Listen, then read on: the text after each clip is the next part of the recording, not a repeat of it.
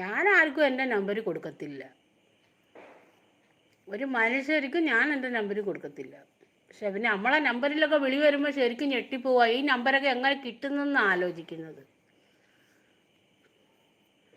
എൻ്റെ നമ്പറൊക്കെ ഓരോരുത്തർ വിളിച്ചാൽ ഞാൻ ശരിക്കും ഞെട്ടിപ്പോവുക.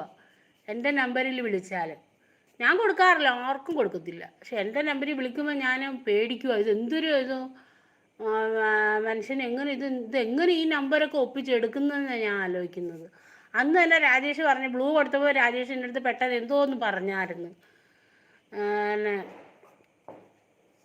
ഞാൻ SKക്കും കണ്ട എന്തോത്തിനോ ബ്ലൂ തന്നപ്പം അന്ന് രാജേഷ് പറഞ്ഞു, ചേച്ചി പെട്ടെന്ന് അത് എന്തോ ചെയ്യാനോ. പക്ഷെ അതെനിക്ക് മനസ്സിലായില്ല.